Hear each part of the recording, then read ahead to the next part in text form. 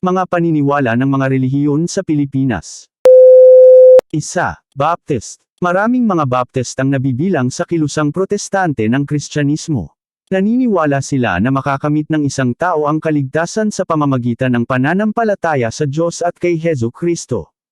Naniniwala rin ang mga Baptist sa kabanalan ng Bibliya.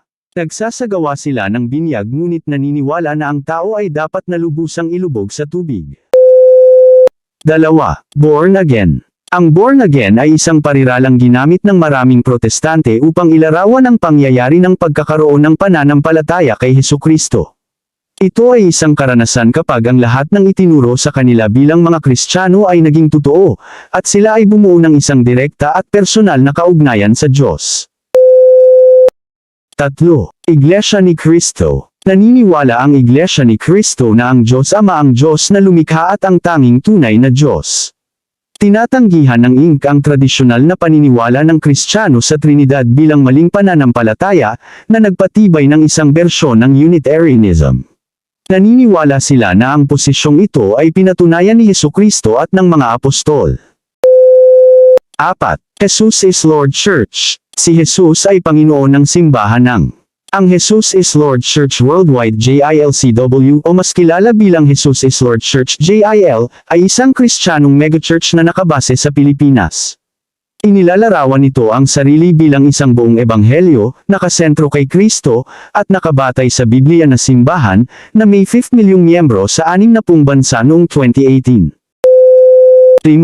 Seventh-day Adventist Church. Ibinahagi ng mga Seventh-day Adventist ang marami sa mga pangunahing paniniwala ng Protestant Christianity, kabilang ang pagtanggap sa awtoridad ng Bibliya, pagkilala sa pagkakaroon ng kasalanan ng tao at ang pangangailangan para sa kaligtasan, at paniniwala sa gawaing pagbabayad sala ni Kristo.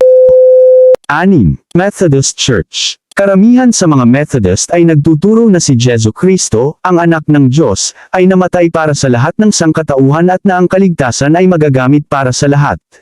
Ito ay isang doktrinang Arminian, taliwas sa posisyon ng Calvinist na itinalaga ng Diyos ang kaligtasan ng isang piling grupo ng mga tao. 7. United Church of Christ. Binibigyang diin ng UCC ang pagkakaisa sa loob ng simbahan at ang espiritong nagkakaisa upang pagalingin ang mga pagkakabaha-bahagi. Ito ay naghahangad ng pagkakaisa sa mga mahahalagang bagay ngunit nagbibigay daan para sa pagkakaiba-iba sa mga hindi mahalaga, na may kawanggawa na saloobin sa hindi pagkakasundo. Ang pagkakaisa ng simbahan ay isang regalo mula sa Diyos, itinuro ng UCC, ngunit ang pagkakaiba-iba ay dapat tanggapin ng may pagmamahal. 8. Assembly of God. Ang Assemblies of God ay humahawak sa isang konserbatibo, evangelical at Arminian na teolohiya gaya ng ipinahayag sa Statement of Fundamental Truths at mga position paper, na binibigyang diin ng mga pangunahing doktrina ng Pentecostal tulad ng bautismo sa banal na espiritu, pagsasalita ng mga wika, banal na pagpapagaling at ang ikalawang pagdating ng Panginoong Jesu-Kristo.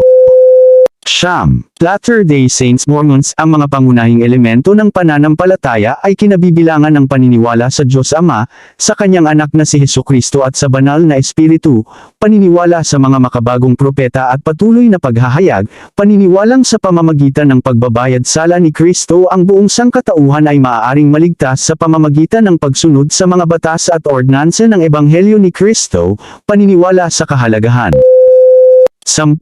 Islam. Naniniwala ang mga Muslim na ang lahat ng mga propeta na ipinadala ng Diyos sa sangkatauhan ay nagbahagi ng parehong sentral na mensahe, at iyon ang mensahe ng monotheismo. Ang monotheismo ay isang terminong ginamit upang tukuyin ang paniniwala sa pagkakaroon ng isang deity lamang Diyos.